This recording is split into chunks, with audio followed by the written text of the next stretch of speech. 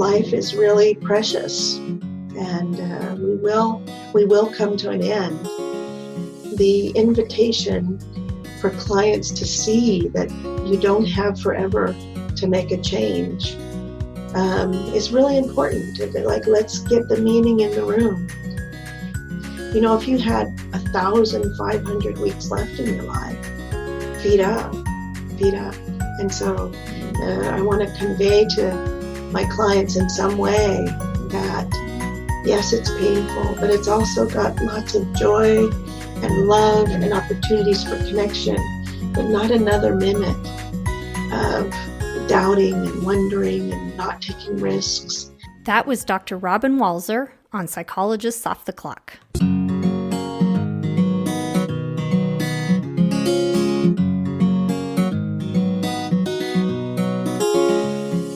We are 3 clinical psychologists committed to cutting-edge, integrative, and evidence-based strategies for living well.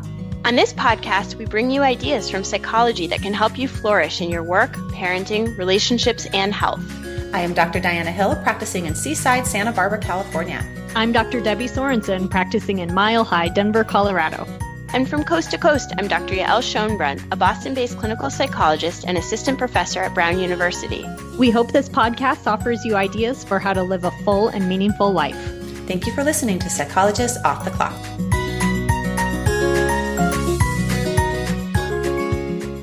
We hope that you'll join Debbie and Diana on Saturday, October 19th at Goodland Organics Farm in Goleta, California, near Santa Barbara.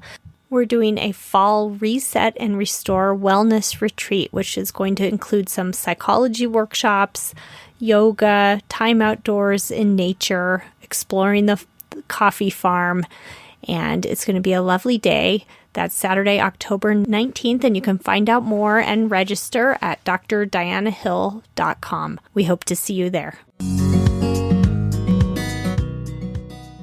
So for this episode, I had the opportunity to talk to a true master clinician, Robyn Walser. You know, therapy is really grounded in science, but it's the heart and the human element that we bring into it that really makes it come alive. And Robyn Walser wrote a book called The Heart of ACT, which we talk about, and we really dive into the personal element of being a therapist and doing therapy.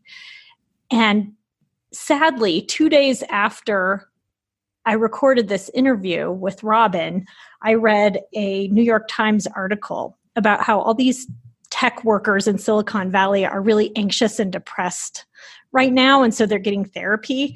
And they've discovered that this is an area where they're going to try to make an app out of therapy. They're going to tech it up and turn it into this sort of thing that you do online on a screen. What do you think about that, Diana? Well, of course we are. We're doing that with everything, right? So we try and take kale and distill it into a pill that then we can take, but there's something that gets lost in that. And I think in this episode, what really rose to the surface in talking with Dr. Walser was how the humanness is so much part of the therapy. Everything from actually the mistakes that you make in therapy can be the very essence of what gets you closer to your client. And there's been so many times where I've screwed up and then I wake up in the middle of the night and I'm worried about it. I'm thinking about my client. And then actually the repair that happens the next session, or sometimes I call them in between because I can't tolerate waiting till the next session. Actually, that repair opens the door for understanding so much more about our relationship and about them. And then also just modeling this beautiful, experience of repairing with someone. And I don't know if an app can do that. I think that the relationship is so essential to therapy that it's just hard to imagine capturing that over a screen in any way. I love when the two of you talk about the example of missing it with a client, and Robyn uses some self-disclosure to talk about her experience. And then you talk about your experience. Of course, Debbie, I'm like dying to know actually what you did that missed it with a client, but we can talk about that off the air. And it makes me think about, I was actually just teaching yoga with my kids, with the kids at my kids' school. And I was teaching them crow pose. And for years, I've never been able to do crow pose. That's the one where you put your knees on your elbows. It's a balancing pose. And I haven't been able to do it for years until a yoga teacher said, oh, I can totally see what you're doing wrong. You're not willing to fall on your face. You have to put your whole body face forward as if you're going to fall on your head in order to get yourself to balance up your body weight up on your elbows. And it's such a good metaphor for therapy. Like, we got to be willing to fall on our face in order to make any kind of movement. Well, that is a perfect metaphor, because I think for myself, as I get more experienced with therapy, I'm a better therapist now than I was 10 years ago. And I think I'm more willing to take risks. Mm-hmm. For me, I think I have to bring myself into the room and just be real. I'm not losing the grounding in the science and the theory, but the more I bring myself in, and sometimes that means I just have to sort of take a risk. I'm not going to be a picture of a therapist in a movie. I'm going to be me, but that takes a little bit, to me, that's slightly riskier. Well, there's also this fine line of taking the risk. So something like self-disclosure is a perfect example of it. There's this fine line of taking a risk, but you also, if you're doing crow pose, you want to do like face forward onto a nice padding, like put a blanket down or something. Make it a risk that's not going to do harm, because like in therapy, we could actually take some risk that could harm people. And I know you and I have talked about self-disclosure in ACT, and times when we've disclosed things that maybe it wasn't so helpful. We went too far, and it became sort of this self-indulgent, like, let me tell you about my life. And then so many times I've had clients come into my therapy office telling me about their really bad past therapy experiences where their therapist was quite indulgent with their self-disclosure. Yeah. I think one example I was thinking of, because Robyn talks about this, and sometimes she's more direct maybe than she used to be, or, she's bringing certain, she might be more assertive. Mm-hmm. For me, one thing I've noticed is that I'm more likely to use humor than I used to be, which sometimes feels a little risky too, because therapy is serious business and it's supposed to be serious, but sometimes that almost starts to feel like a persona. And my husband will sometimes say, stop using your therapist voice on me, because I think there's this sort of serious therapist voice that has a neutral face. And it's like, sometimes that's not very genuine. And so it can feel outside the box a little bit, to be a little bit more playful, but it can just feel a little bit more real. Speaking of playful, one of the things that I really appreciated about the episode was when Robyn talked about breaking rules. And that's something that also has grown with experience as a therapist. I'm way more willing to break rules than I was when I was a beginning therapist. Like what, Diana? Rule breaker, you. I love breaking. One of the biggest rules that I break as a therapist is this social rule around the therapist is supposed to sit in one spot and the client is supposed to sit across from them. And I find it to be incredibly beneficial to mix that up. Sometimes I'll go and sit next to my client on the couch next to them, and like get in there on a worksheet and be like, let's look at this together. Sometimes I'll be sitting in my chair and I'll be like, I feel like they're pulling for me to solve this problem. And I'll be like, hold the phone, switch spots, get in my chair, because you need your inner therapist on this one. So we'll do a switch. And then the other rule is that, me, and I get my cushions out and I sit on the floor. And sometimes I'll do that mid-session. I'll check in with my body and really realize that I need to sit on the floor here. And I'll say, hold on a second. I'm going to grab those cushions, sit on the floor, because I need to take care of myself around this. That is, when I was a beginning therapist, I would just suffer through a session if I had a back pain issue or whatever. But now I'm much more okay with that. It's funny, these little moves, with the Kleenex box is a thing, right? Some people think, never hand the client the Kleenex box because that's a sign that you want them to stop crying. And some people say, well, it's an act of compassion. Hand them the Kleenex box. And I just read that new book, The Memoir of a Therapist, that just came out. Maybe you should talk to someone. And she describes in detail his seating arrangement, which is sort of unusual. And then this moment when he tosses her the Kleenex box, and how much you would never think of that, of your therapist doing that, but it sort of throws her off her game. And I think it's funny because we have this vision of what it's supposed to look like, but sometimes it really is okay to shake it up. It's okay to shake up. And I remember we went to that Russell Colt's workshop, and he talked about how therapy starts in the waiting room, that the interactions that you have, even just as the client's coming into your space, all do matter. They all do matter. And if they're so rule governed, then we're not tending to, maybe with this client, I do need to like demonstrate some flexibility in the room because that's an area that this client's working on, right? And that those types of interactions, or even how I tend to the Kleenex box or offering the glass of water or the tea, those kind of things actually do matter. And if they're rule governed, we lose the function, which Absolutely. Is very much an ACT thing. It's all about function. And another thing that Robyn talks about in this episode is sort of what the process is like for her, what she's sort of thinking about as she's doing therapy. Diana, what comes up in your mind as you're sitting with a client? Yeah. Well, I was actually thinking about this. A lot of times ACT is the metaphor of a dance is often used in ACT. I know Steve Hayes talks about that when he's talking about pivoting. And I feel like it's very much dancing with a client, but dancing a dance that you feel not super comfortable in. So there's an element of, okay, tuning into my own body and what am I feeling? So definitely an interoceptive kind of process of what is the feelings that a client's eliciting in me? And then there's an element of the technique certainly there of, okay, what dance am I dancing here? What, where are we inflexible? What moves do we need to practice more of? And then also the element of that we're impacting each other. So noticing how my moves and my words impact the client and then how that shifts them and then how they impact me. So I'm kind of juggling all of those pieces at the same time. It's how I used to feel when I used to go swing dancing with my husband, he's a really good swing dancer. And I was sort of I'm a mediocre dancer. Oh, there's also the beat, like that pacing thing that Walser talks about, which is so like, that's also something you kind of get a sense of over time as a therapist, pacing. Mm-hmm. Pacing, yeah. Yes. What's your experience in your head? It varies a lot. I think, sometimes my mind is in problem solving mode or I'm human. Sometimes I get a little preoccupied or I start thinking in more of the mode of, okay, what are they telling me? What am I going to say? That kind of thing. But that's not really when I'm at my best. What I've been working on and I think doing more effectively in recent years is just really showing up wholeheartedly. So I love that Robyn talks about this heart of ACT because I think the more I can just sort of fully be there with the person and get into that experiential mode with them, the more it feels like I'm really doing good work. And I've never met an app with a heart yet. Not yet. But right. I think maybe we'll get one soon. Yeah, to be sitting here with this idea of bringing more heart into therapy and then 2 days later reading this article about making it digital, to me, it's not connecting there. I feel it makes me very sad. Yeah, it's like nature pictures on your screensaver. Not quite the same as going to Yosemite and being in it.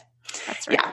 So I love this interview. It's just such an honor to have a master like Robyn Walser teaching us. And if you're a therapist, drink it all up. And if you're not a therapist, you might get a little inside information about what's happening in your therapist's head. That's right. Enjoy. I'm here with Robyn Walser today. Hi, Robyn. Hi, Debbie. How are you? I'm good. This is Robyn's third time on the podcast. Robyn, you're tied with Steve Hayes for our most frequent guest. Thank you for coming back again. That's a nice distinction. Thank you. Yes, and you're in good company. Yeah. Robyn and I actually know each other and have known each other for many years. Robyn created and leads the National Acceptance and Commitment Therapy, or ACT, training program for VA mental health clinicians. And I've worked kind of with and under her as a regional trainer and training consultant for many years. And I've been to many of her workshops, and we've even co-presented at some conferences. So I can attest to Robyn as a person bringing the heart of ACT into all of her training. She trains internationally and is really known for the quality and heart of her training. She just brings a genuine openness that is relevant to today's episode. Well, thank you. That's very kind. Yes. And she's the author of several ACT books, and we're here today to talk about her newest one, which is called The Heart of ACT, Developing a Flexible and Process-Based Practice Using Acceptance and Commitment Therapy. And I've been reading through this book, and it's a wonderful book for clinicians who are wanting to deepen their practice, their ACT practice, and just add more heart and soul to their work. And so I'm really delighted that you're here today, Robyn. I think that the book has the feel of what it's like to be in your presence. It just has this open genuineness. So I'm really happy that it's going to be out there for folks and that you're here to talk to me about it today.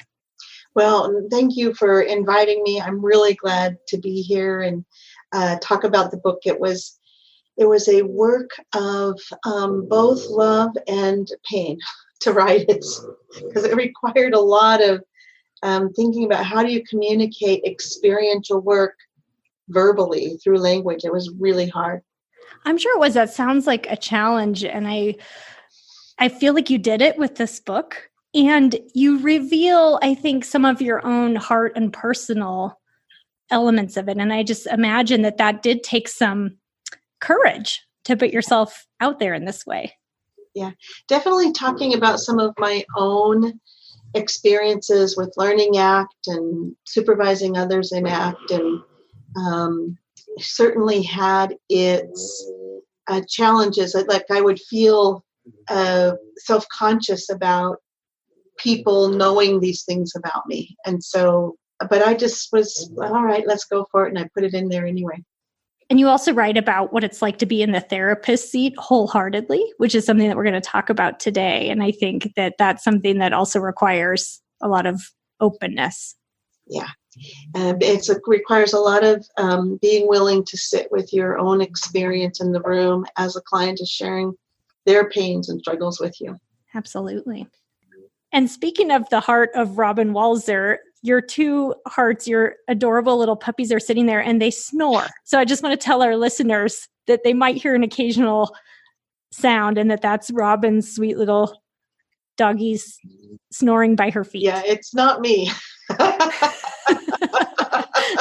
It's the doggies. Thank you for clarifying that.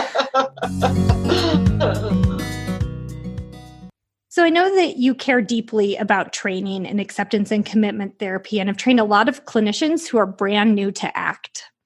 What do you think are some of the biggest challenges that you see when you're working with new clinicians? You listen to their sessions, you work with them in workshops and consultation groups. What do you think is challenging in the beginning when people are starting this? Well, I think this is happening throughout many different therapies, not just acceptance and commitment therapy. But when you're learning a new therapy, part of what you want to do is give me the instructions. Tell me what to do. And what happens is that you hear the instruction and you start following rules about how to implement the therapy. However, as a process-based therapy and integrating processes into something that's process-based, what can happen is the tools or the exercises and metaphors can be seen as implementing the therapy, and you miss the richness and texture of actually doing a process-based therapy where you're weaving processes together inside of an interpersonal relationship. And so the struggle is that people oversimplify and they start using techniques rather than process, rather than focusing on how to be present, open, willing, and weaving those processes in. And I've struggled a little bit in terms of thinking about, is it good to start with techniques, but then, sort of insist as if people are wanting to grow in the therapy to let those all go and focus just on the 6 core processes of ACT? Or do you start more with the processes and then teach the techniques? It's probably a empirical question, but it's challenging when you hear, because therapists can get kind of stuck in the rule. I need to do this metaphor. I need to do this exercise. And they could lose the client and not be responsive to what's happening to the client and not think, why am I doing this? And look at the function of the exercise or the function of the behavior that the client is bringing into the room. So it becomes non-responsive and can become kind of cartoonish. But with newer therapists, it's a struggle. So it's not that I want to set too high a bar. It's just really connecting with it. The tools and techniques are not the therapy. It's a therapy that uses tools and techniques It's not the therapy itself. Yeah, and I learned through that way. I started with more of the techniques and the theory, and I remember feeling this sense of, there's a right way to do it, and I need to figure out the right way to do it. And I think I lost a little bit of myself in that, and I had to sort of loosen up over time. And I think that's a common experience. In the end, it was okay, but I think I had to go through a period of trying to be the good ACT therapist where that was actually probably not really helping me. Yeah. No, I started with the protocol myself and just followed the protocol and memorized the metaphors, memorized the techniques. So I started in that space as well. But as I've really come to digest what's happening in the experiential presence, it became clear to me across time. And as I listened to more and more sessions and did more training, that there's a place there where you can have high fidelity, but low competence. Because you're missing the richness and the responsiveness, or the functional analysis is another way of saying it, of what's happening in the therapy room. Mm-hmm. Sort of the deeper, and that's something you really explore in your book. And I think in your book, you encourage people to move beyond just mere fidelity in the sense of checking all the right boxes and into something that looks more like truly mastery of the therapy. What do you think are some ways clinicians learning ACT can become more effective in their practice and move in the direction of mastery? Well, let me just first mention the mastery term and speak to that for a minute. And I always feel a little bit uncomfortable around it because I see myself as still learning, and I kind of want to call it masterying. Add an ing. New word, so that people don't feel like I'm going to reach mastery, but I'm always in a process of mastery. I'm really glad you made that distinction, because yes, it's not that an endpoint they're going to get to, but it's more engaging in that process along the way that matters. And I'm still learning, and like going to the ACBS and listening to what people are presenting and hearing new ways to present things or thinking about different perspectives and ideas. I find myself and learning from my clients as I do interventions, and it feels very creative to me inside of that process. I might say, though, as I do stay connected to the model and the theory. So it's bringing creativity to that and learning more that way than, stepping outside and not being able to connect it to the theoretical model. I mean, my best sort of recommendation for folks who would like to move into masterying, saying it that way, is to just keep attending trainings to really look at your own process in how you're doing therapy.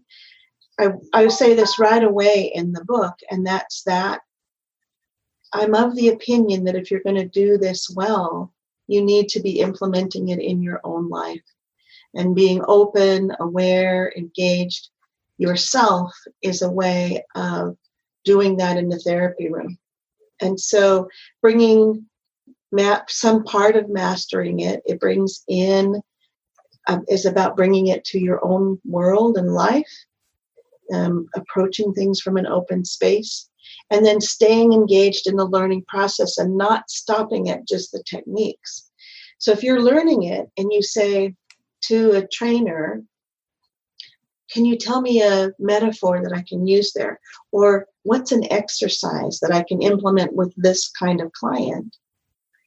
I'll go further and ask, why would I want to use that metaphor and that exercise? What would be the purpose of it? And what is it linked to in terms of the overall picture of what the client is wanting from therapy and what the two of you are trying to create? And how does that metaphor and exercise feed into a larger process and purpose, rather than just what's the thing that I can do to the client, and then what's the next thing I can do to the client? You sort of feel that you're ticking the boxes, but not actually weaving a cloth. Oh, I love that metaphor. Yeah, it's not so simple. It's like, oh, this client has this issue, push this button, boom. It is that weaving process over time. And I think there's a certain level of wisdom that kind of comes into it, that you have to really have that deeper understanding of the foundational what is the theory. functioning behavior. Yeah. And sometimes that's really challenging for folks, but it's not, I did it, and I don't claim to be like a genius or anything like. It's totally doable. And I think that it just means applying yourself, and I think it means pushing yourself a little bit too, but not in a way where it becomes aversive, but in a way that, like, it, when it captures you, you feel like, yes, this is something I want to share. And I think values-based living is relevant, important for all of us, even in the midst of great suffering. And so, like, bringing that into the therapy room is different than, I'm going to do this metaphor today.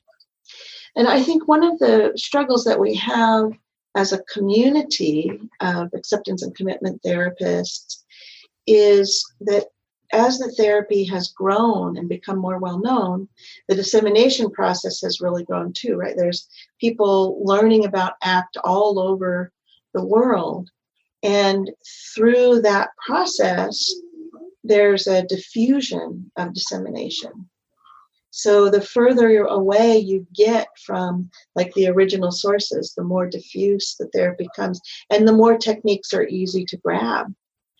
And to think that the technique is the therapy, I think that's where it's hard, because you want to reach many people and therapists, but reminding people that are way out on the end of that learning process that there's a place to come back to, and a foundational part of this that's important, not just like reading a book that gives you techniques and you're done. Right. That might be a starting place, but it's not the end point.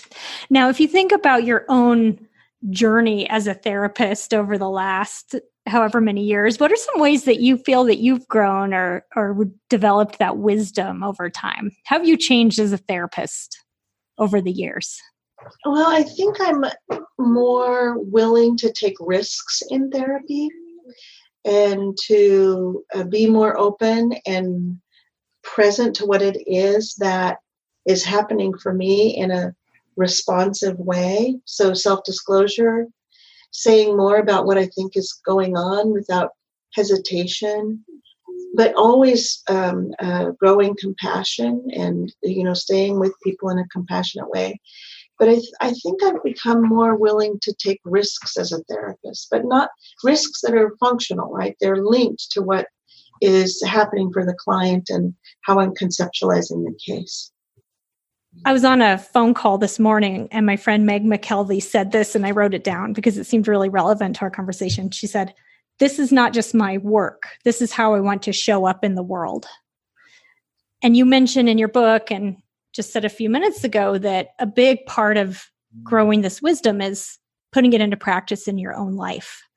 Can you tell us a little bit about why that's important and how that's happened, maybe an example of how that's happened for you in your own personal journey? Yeah, so one thing that when you walk into the therapy room and you're doing therapy, to fully keep in mind is that we're not medical professionals. We're not putting a stethoscope on somebody and then, handing them a medication. We're having an interaction. This is an interpersonal relationship that's unfolding in the room, and that we're changing through the interpersonal process. And I think part of what can happen when you're thinking about doing therapy, and some of what can happen inside of evidence-based psychotherapy, is that there's sort of this idea, and ACT is an evidence-based psychotherapy, right? But there's this idea that you take an intervention and you apply it to the client. Almost like you would, and I say this in the book, take salve and put it on a wound. But what happens there is, like, who's putting the salve on? who's delivering the therapy. Like there's a human being in the room helping another human being. And how I show up as a person in the room is going to be important. Can I model openness, acceptance, conscientiousness, and awareness? Can I model values-based behavior in the room? Can I be present to my own experience and share in appropriate ways that are linked to what the client is saying, parts of myself, so that it's not a sterile process, but you and me are interacting as two human beings inside of very painful places. And so I think stepping into a place where you have heart in the room and you recognize your own humanness in there. I mean, therapy isn't about you. I understand that. And so I don't want to make it sound that way, but this is an interpersonal thing, not a person over there who needs to receive this thing that you're going to put on top of them. We're going to do this through an exchange that's moving and changing. It's an alive, movement and process-oriented experience. Mm-hmm. So for you to be able to do that, to sort of show up in the room fully with another human being who's suffering, you have to do the work yourself. Right. Yeah. So I'm gonna go back to the question of, do you have an example of a way that you've done that in your life, Robyn? When I first started, my first ACT workshop, I can speak to something that happened there. Steve Hayes was the person who was leading the workshop, and he led us through an experiential exercise that was bookended, right? Like he prepared us for it. He knew where we were heading. There was a purpose in it. And there was a time where I sort of saw myself as not really acceptable. My family life was an interesting experience, and I write some about it in the book. It wasn't always easy. And I got messages of not being lovable if I weren't thin and tall and beautiful or whatever it is. And so I remember sort of feeling like I'm not quite like that person that you need to be in order to be a lovable human being. And inside of this experience that I had, led by Steve Hayes, I was really able to take perspective on a sense of me that was young and innocent and human and whole. And I just felt everything shift in that moment. And I was able to see that what I needed to do was relate to myself in a broader way, that I was not just the things that my dad had said about me, or I wasn't just the things that I had in my history, that actually I was a whole experiencing being. And that shift was pretty dramatic for me. And it's not to say that I don't suffer and struggle today. I still do, but it has changed the way I relate to that. And I find that I'm able to be more present to myself and not run away from that essence or child or whatever you want to call it. That is the wholeness of me, is the observer, the perspective, that sense of self that is more than just any single experience. Like when that clicked in for me, it made all the difference. That's a beautiful example. Thank you for sharing that. That's an example of the courage that you have to share that. I think had you not had that ability to observe that experience in that way, it would have been much harder for you to show up fully and openly as you went through, your work and the trainings that you do. I think we see the result of you doing that work anytime that you do a training. Oh, thank you. And the other thing about it is now I can also look at others and see them that way too. Yes. Right? Like they are not the categories and labels and, all these things that we do that are about defining ourselves rigidly. They are not those things either. And that, if you're a client in the room and you have the experience of this person is with me as a whole human being, with all my history, all my pains, all my struggles, all my loves, all my joys, there's a fully open place here, that creates a different experience for clients. Mm-hmm. Absolutely. And there can be the flip side of that, right? The times when we don't do that, even after years. So you're honest in your book about that there are particular hooks that we all get into. There's times when we get, I think you call it captured by our own histories. You give some examples of times when maybe frustration shows up or anger or something appears and it makes it very difficult. What does that look like for you sort of at its, when you handle it at its worst, your worst response to it and sort of the best response? Do you know what I mean? Yeah, no, I can give an example of when a client was telling a story to me, and I'll just switch this up a little bit, but to protect the client confidentiality. Yeah. It is, I'll change things around a little bit. And she had conveyed a story to me where she reported that somebody had humiliated her and really needed me to validate how awful this experience was. And instead, what I did was confirmed that what the person did. What if that person's right about you? And so I kind of missed something in the room where what they needed was me to be present to the pain of being humiliated. And what I did was connect with the person who did the humiliating. And I just missed it. By the end of the session, I had slightly recovered, but I felt distressed by the missing it. And I knew I had missed it, and I wasn't quite sure how to come back in a way. Like I fumbled around for a while, and the interaction stayed with me for a very long time after it had happened. And I haven't quite, it still occurs to me from time to time, this miss. And if I could go back and do it differently, what would I do?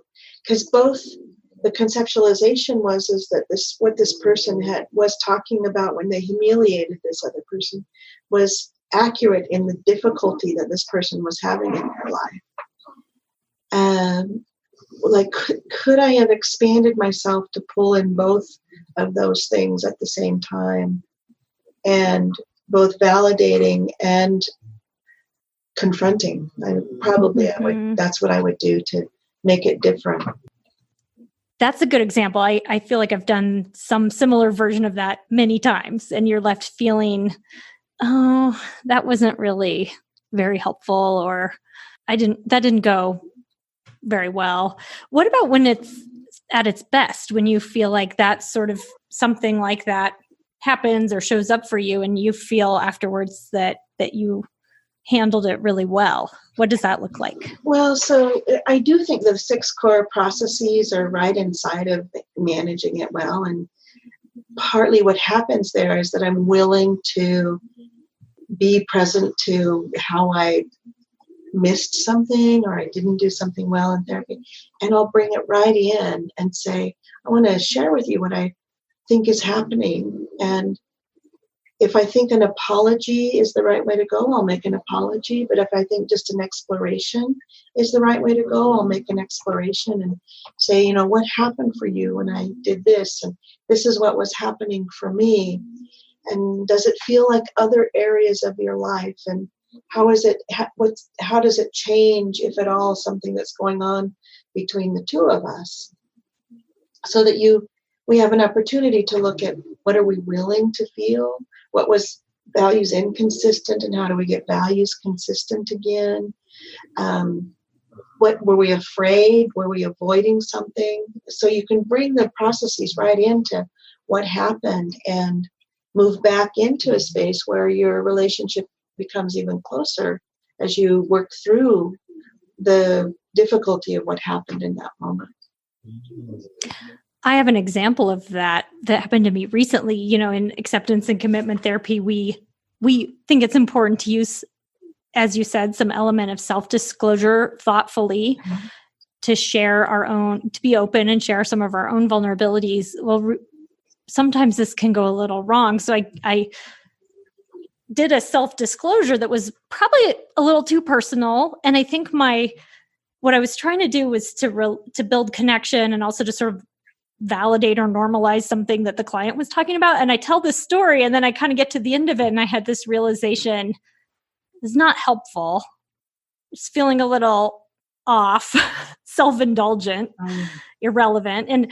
And I think that I actually noticed it was really bugging me. And I just said to the client, you know what, I'm feeling some discomfort around that. I actually think that was a mistake. And I'm just noticing that I'm kind of sitting with that feeling. I think that actually was, the disclosure itself was really not a good move, but doing that actually felt like a good move because I at least owned it. Yeah. Well, and just even in what you're sharing with me, you modeled noticing, you modeled coming back to something important to you when you realized that it wasn't what you were intending or hoping for. And those are fantastic things, right? As the client can see that there's space to make a mistake or to not get it right, and then to then not run as a result, but to come back in and say, let's see what happened. And, let's either apologize or look at it more closely. What was I being pulled for, or what was happening in the room? Like, all of that is really good, I think, therapeutic work. Well, thank you. Yeah. I can't say I always handle it that way when that kind of thing happens, but so one practice that I'd like to be more deliberate about after reading your book, Robyn, is this idea of a therapeutic intention that you set. Can you tell our listeners a little bit about what that is? Yeah. Well, so one thing that I hold in terms of thinking about the model is that the being sitting across from me is whole, and a whole human being. Even if they're having psychosis, if they're having depression, if they're having anxiety, that this is a whole being in front of me. And so I hold as a stance, as a chosen stance, that this person is whole. And I'm not going to treat them in a way that isn't such. I also hold the position that clients are capable of making change. And so this is an able person across from me. They are able to change their behavior in ways that are healthy, supportive, values-based. And so whole and capable is a stance that I take when I show up. And some people have asked me, well, are you fused with that? And my response is, I'm choosing it rather than I'm fusing with it. And so from that position, whole and capable, you've got the, self as context in front of you, self as being, and able to make change in ways that are values. And so when I bring myself into the room, I have the intention of being fully present with a whole and capable human being. And so I want to bring in my sense of what it is that I'm working on. I'm helping this person move towards a engaged and vital living, and that this person can do that. So my intention from the beginning is that this is not a diagnosis sitting in front of me. This is a human being sitting in front of me. I like that idea of making a choice around how you're going to, the stance you're going to take and how you're going to show up. Does that vary a little bit person to person given, so for instance, if a client that you find maybe difficult to just say, someone you find difficult to like, or someone that you have a particular reaction to, would you hone it a little bit? Same stance. Okay. So you take the same stance. Same stance. Yeah. Now, no matter what. Like this is my intention, same stance. Now, it doesn't mean that the person sitting in front of me isn't challenging or that I'm going to have to work. I may even have feelings of like, oh, I'm not so connected to this person. But that's on me to explore and understand and to see if how I'm responding is how other people respond. Like, what am I noticing within myself? And is this my thing that belongs to me and I need to look at it separately? Or is this being elicited by the client and they elicit it in many people? It's a pattern of behavior. So if I'm having a reaction in the therapeutic room, in the relationship, I want to understand it and conceptualize that rather than just back away like I don't like this person or something like that. Like, what is it? What's happening here? Yeah, that can be really useful information, especially if it is a pattern in the person's life and you're having a reaction to that person that maybe there's something here we need to take a look at. Yeah, I can hold. It's happening here. It's probably happening. Yeah, I can hold that hypothesis and check it out and explore it with them and see if their behavior functions that same way in front of other people. And if so, then I can use that, what's happening in the room, to give direct and honest feedback or authentic feedback about what's going on. And we can use the processes to build something different rather than to be sort of stuck in something painful. So you write about how it can sometimes be helpful to be willing to break some of the traditional rules of therapy, the things you learn in those early classes in grad school about how therapy is supposed to be done. Can you give listeners an example of a time that you broke the rules of therapy to do something that's effective? Yeah, no, I think that, we have all kinds of rules about what therapy is supposed to look like. And like one of the rules that we have is your client should feel better when they leave the room. You need to be a very good listener, which are fine. They're good rules. Like I do think that they're good things to be doing, and listening, I think, is really powerful and important. And we should be doing a lot of that. But sometimes we follow that rule at the expense of really functionally working with the client. And so, for instance, today I broke the rule a bunch with a client earlier today where the client was telling me a story and I was listening to it. But then as the story went on, I just stopped and said, let's work here. And let's look at what's happening inside of the story and what's going on for you in this moment. And some people might look at that and say, you didn't hear the rest of the story. You don't even know what's completely happening yet. Or is your client going to feel invalidated because you broke in and just, stop the client? And this is one thing I see therapists do a lot is they listen for a really long time and then they miss opportunities to make an intervention because they're sort of following a rule about therapists are good listeners. Great rule, but it's also a rule that can be broken.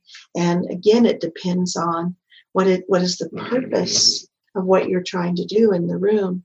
And if a client is caught inside of a long and detailed story and the intervention or the process or being able to do something that's going to be useful gets lost because you've moved on 10 minutes and you still haven't heard the rest of the story, it's time to get in there.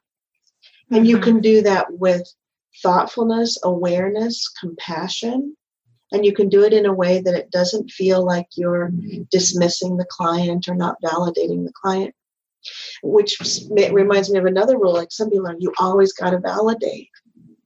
Well, it depends. Like maybe somebody has been getting validation across a long period of time, or if they've had multiple therapists and the therapist validated, but it didn't change the behavior. It didn't make a difference in the person's life in terms of how they were moving forward and expanding. And so like these rules are made to be broken in this sense. Is it actually making the change that the client has brought to you and that the two of you are working on? That's a good example. Those stories sometimes can go on session after session. I've seen you do that a number of times, Robyn, in trainings and role plays where you slow people down. You maybe quiet down the story to take a look at other things that are happening. It's so powerful when that happens. And it just takes people right out of that sort of overly verbal way of being and more into their experience. Yeah, precisely. And I'm curious about your own verbal world while you're in a therapy session. If I could sort of implant myself into your mind and your thoughts during a therapy session, what would it be like in there? What's kind of happening for you as you're sitting with a client who's going into a story? How do you navigate the ACT processes and your response to them when you're in a conversation with a client? Well, my hope is that the book kind of lets people into my head a little bit and how I'm thinking about things. Again, it's always hard to speak to experience with words, but I guess part of what you would see listening for sure. But I'm listening in two ways. And so one is sort of a present, I'm here, I'm with you, I'm looking people in the eye, I can hear your words and understand and make sense of what you're saying. But I'm also listening for what is this about? What is the purpose of the story? What's happening here? What are the layers underneath? And when I can see what's happening at both places, then I can either respond to just the words, the content, and be present and hear the story at that level, or I can respond to the process. What's happening in here between us? What's underneath the words? What's the emotional experience that's being missed if I don't slow them down? They're talking about something really painful, yet nothing's happening. And, so like that's just an example of the kind of thing that I'm talking about. So I'm looking at body language. So you'd see, I guess if you could be in my head, you'd see me really focusing in on this person sitting across from me, listening for things like tone of voice, pace, presence, the way that they're looking at me and interacting with me. How are they moving? What am I hearing? And are things matching when they're talking, or are they really far apart? And have they told this story over and over again? And is the story interfering with? So it's just like all of these sort of layers of what's happening to me as well. Like, what do I feel in the room in response to what the client is sharing with me? What do I notice about my own experience? And so it sounds like a lot, but so maybe it sounds kind of messy when you get in there. It's a chaotic mess. But it really, like, I really am listening at multiple levels, and I'm using more than just my head. I'm using myself in the room and sort of understanding what's happening for me emotionally, psychologically, as well as being as present as possible to the client. This brought back a memory, Robyn, of one of the most powerful things that happened in my internship year with a supervisor who noticed I was really listening on the content level and had me take one of my therapy videotapes. We used to have to videotape everything during training, and watch the whole session with the sound off. So I would notice what was showing up. And I think before that didn't make any sense to me. But this idea that there's multiple levels happening at once. And if we get too caught in the words and the story, our own, the clients, that we miss some other layers. So you're right. There is a lot happening in the mind of Robyn during a session, and they're all important. They're different sort of processes, which is a nice segue into my next question, which is about, ACT really is a process-based therapy. And we're getting, I think, more and more explicit about that as the field evolves. In the book, you write about several of the different levels of process that are happening, and you just mentioned some of them. Can you talk a little bit about some of the different processes that are at play when we're doing ACT? Yeah, so of course there's the 6 core processes. And each of them are a process in and of themselves. Like perspective taking isn't something that you do once and then you've done it and now you know how to do it. Like perspective taking is an ongoing thing that you're always doing, or being in the moment, or being willing. Like they're all in fluid and moving. And so implementing them should have a bit of a fluid quality, a movement kind of quality to it, not just a static once and done deal. Right. I did diffusion, done. Done. Yeah. Exactly. So you've got those 6 core processes. And then as I was mentioning earlier, you have the interpersonal process. So what's happening between you and the client, and how is that moving in the session and across time? So is your relationship getting closer and more intimate? And are you seeing change of using the 6 core processes? Or is it moving far apart? How is the relationship moving? There's the intrapersonal process. What's moving through me across time? What am I feeling as the session moves forward and as I interact with this client again and again in our therapy together? And then with both of those sort of tucked underneath, there's an overarching process. What is my case conceptualization? And how is that changing over the arc of the therapy? And so how do the interpersonal, intrapersonal, and 6 core processes feed in to that arc across time? And so there's, I think of ourselves as beings in motion. And these things that we're doing in therapy are in motion. And so as I'm looking at conceptualizing a case, I know it's going to change over time. And if I'm in session 6 and I'm conceptualizing the case, I'm also linking it to the place where the client has told me they want to land at the end of therapy. Like what's important to them, what are they trying to create here? And so whatever I'm doing across time in the session, interpersonally and intrapersonally, it's linked to that arc. That change across time in the therapy. And so I think and then you tuck the 6 core processes inside of this. Now, it might feel complicated, but if we go back to where we started with masterying. Yes. Like these are the things that you can explore and attend to as you continue across time developing your work as an ACT therapist. Yes. And it is a process. The whole thing is it's a process for us and the therapeutic process. It's all happening over the course of the work. Yeah. And it's a lifelong process in the case of our own process as therapists. We never come to an end point of that. No, and I'll sometimes tell clients when, like in our termination session, like, now is the time, now you're beginning. This is the beginning session of you sort of launching out into movement in the world.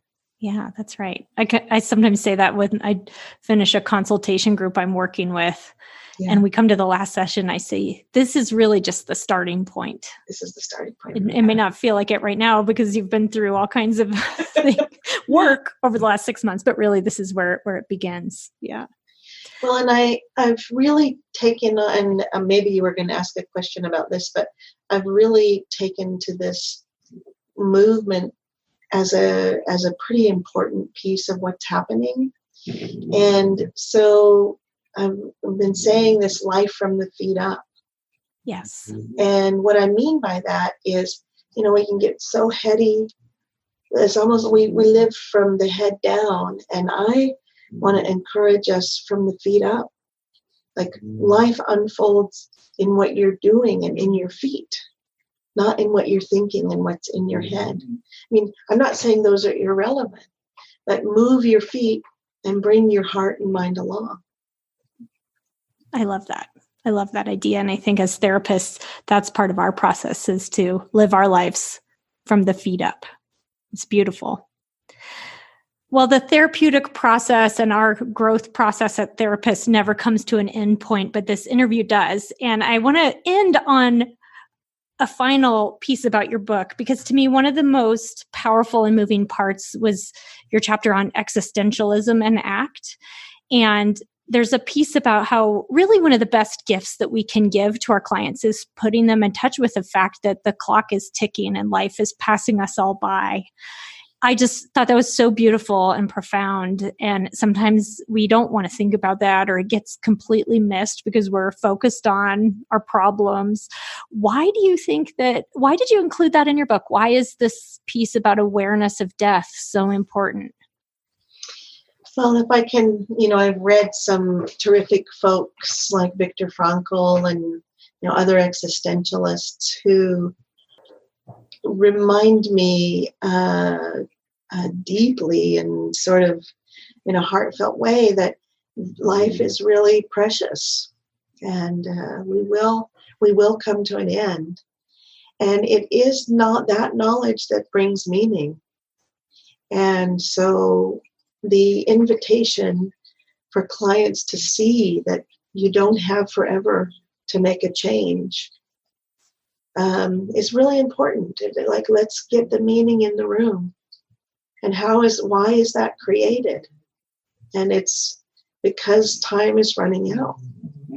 And so when a client says to me, I'm running out of time, I agree. I don't say, no, you've got lots of time. I say, yeah, it's the case. And I most recently looked at this. I wish I remember who told me this, but to count the number of weeks that you have left in life if you're going to live to an average age. It's an interesting thing. Like, we typically think of, we don't put ourselves that far out in the future, but, if you had 1,500 weeks left in your life, feet up. And so I want to convey to my clients in some way that, yes, it's painful, but it's also got lots of joy and love and opportunities for connection, but not another minute of, sort of doubting and wondering and not taking risks. And I mean that metaphorically. Of course, it's not that easy. You can't just always say not another minute and people go out and, make gigantic change. But I want them to have a sense of that.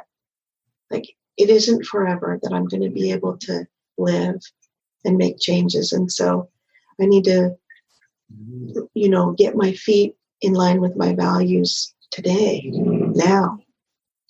There's a certain vitality that comes with remembering that. I think even as I'm listening to you talk, I'm noticing that feeling of, yes, life is happening here and now, and we need to kind of tap into that before it's too late.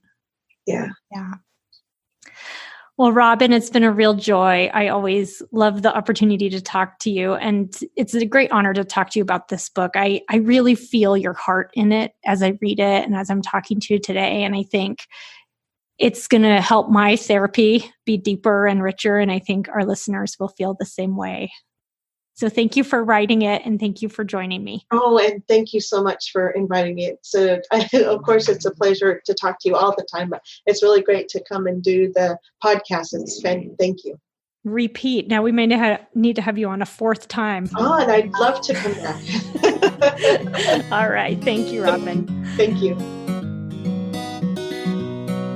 Thank you for listening to Psychologists Off the Clock. You can find us on iTunes, Facebook, and Twitter. This podcast is for informational and entertainment purposes only and is not meant to be a substitute for mental health treatment. If you are having a mental health emergency, please dial 911. If you're looking for mental health treatment, please visit the resources on our webpage. Our website is www.offtheclockpsych.com. That's www.offtheclockpsych.com.